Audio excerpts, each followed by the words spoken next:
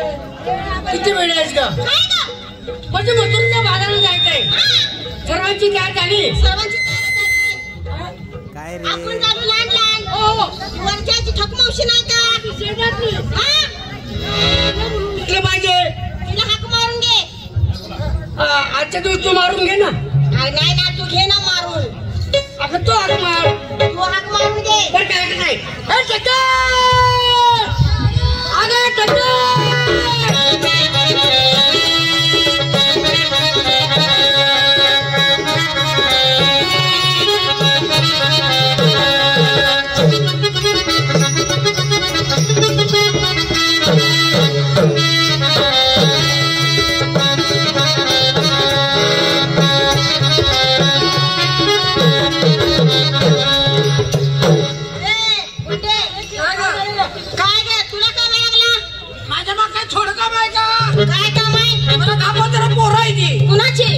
काढली ती अगं नवरा आहे का नाही? माझ्या नवऱ्याची आहे ती. बर केलं ना आधी. काय केलं? बाजलं ते असते. अगं दूध ग माझं तुमचं पाजता. अगं बाया आमचं कशात तुझं पाज? अगं माझं दूध पाजलं ना आधी. 10 मुलाची आहे याची दूध पाज. हा आता मला 5 लिटर दूध देते मी. गवळ्याला 4 लिटर आहे, नवऱ्याला 2 लिटर आहे. एकीला मला विचारते म्हणजे बाजार जायला. बरं कोण आहे 1 नंबर? काय मला काय घेतेस? काय ग असं कर यातलं निवार बघून म्हातार उचल. वरकडीला गमत नाही. तुझ्या मनाने घे. म्हातार घेत नव्हतंच काय कधी? नाही तू काय गवळ्याचेस का कुणाचे? अगं मी घेते आज श्रीखंड घेते आज. श्रीखंड? हो श्रीखंड. श्रीखंड ही त्या काशीखंड ही त्या थायलंड ही त्या इंग्लंड आणि किती माझ्या म्हाताऱ्याचं काय ग? लोखंड. लोखंड लोखंड चंचला असं झाले कुठलं म्हातारा आमचं रातभर भट्टीत घालते, गरम करते, शिवटून सकाळी येतं. या घेते श्रीखंड. नेसाया बनारसी शाल. शालू हो ठीक आहे. आणि दागिना मणी मंगळसूत्र. कुत्र कोणाचं आणले? मणी मंगळसूत्र. अगं ते आईवाचं लेक असते तुला माहित नाही का? आयवाचं तू कधी घातलीस का? आम्ही आयवाचं घालत नाही. का ग? आम्ही राटिक्याचं घालतो. माल करून आणि पण आहे ना काय माल? आपला माल मी हा घेते की. काय ग हलवा कोणाचं? अगं दुधापासून बनवलेला मोठं लोक. तुझ्या आईला पोरण दोन काढवा. हलवा कितीस? आणि नेसायला कुछ होत आहे. आता ही कुचायच कवा बाजार गाठायचा कवा? त्या मिलची साडी. मग असले असं बन की. आणि दागिना अगं ती नवऱ्याचं नावचं. आता वास मारते म्हणून काढून ठेवलेस काय? काय ग? अगं त्याला दागिना म्हणतात. नवऱ्याच्या नावचं आणि मंगळसूत्र. निघाले मालभर काय झाडा काय काम. आणि म्हणायला काय का आपला माल घेते की. काय ग टाक टाक टाक काय उन्हाळ्यात दिवसाचे ऊन तापायला लागले. कुणाला गलासभर कुणाला कपडे किती साधी साडी. साधं साधं नेसू नको. का ग? साध्यानं भद होतय का तुझं झालं? अगं बाजू झालं म्हणून सांगते. अगं परवा मी साधी राहिली मला 5-6 पर्यंत आणली. मी काय भिली नाही दिल्याशिवाय तुम्हाला गेला चालायला आणि तुमचं गुळगुळ वाटून झालं तरी फड मागणं हटण्याचं. मी पुढं ती माग मी पुढं ती माग. काय ग तुला सांगायचं पळता पळता बाकी साडी बोराटीत आणि मी तशीच नवा का दोघात कोण दमलं? अगं मी दमली आणि जाऊन पाटलाच्या उसात अशी पडली. त्यांच्या दिवसात पडली जाऊन पाणी पाजलं होतं म्हणून मग गाडीला पडली. आता म्हणलं पाणी याचं नाही आलं आणि मला ससा उडकाय लागले तसं उडकाय लागले.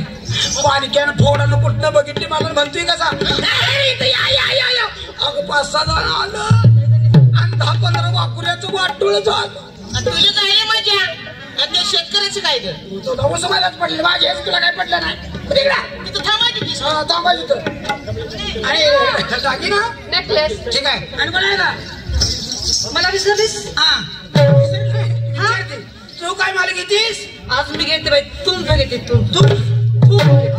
आणि नेसायला नेसते बाई आज. काय नेसल्यास का देणार आहे का नाही? पिंजरा. पिंजरा आणि पिंजऱ्यात पोपट कुठं आहे? गेला उडून.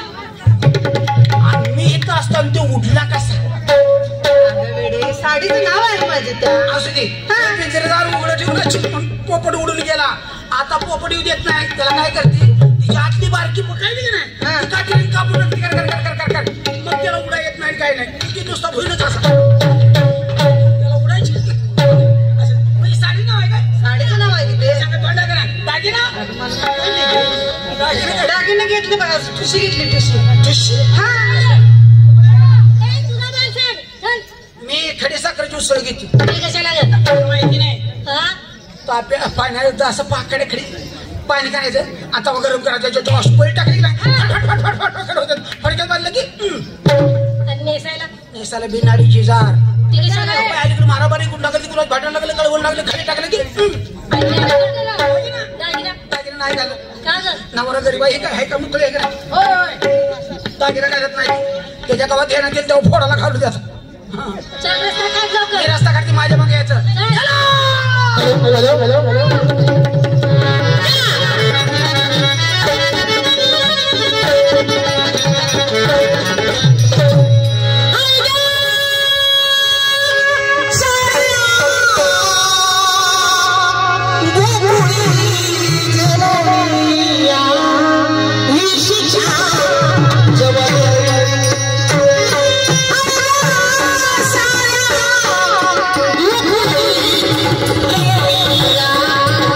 Yeah.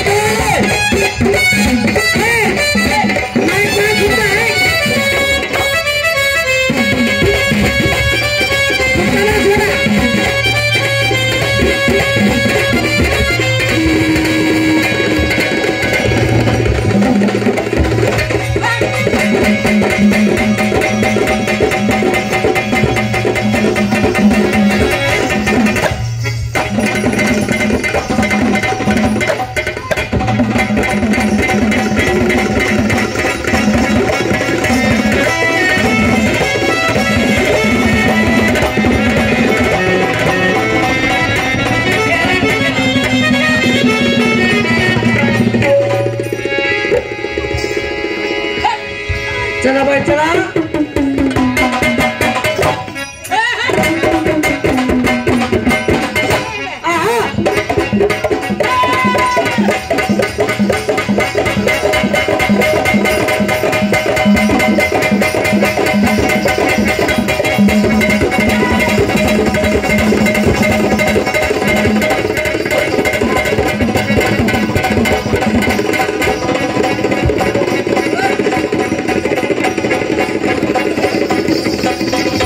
बारीक होते बारीक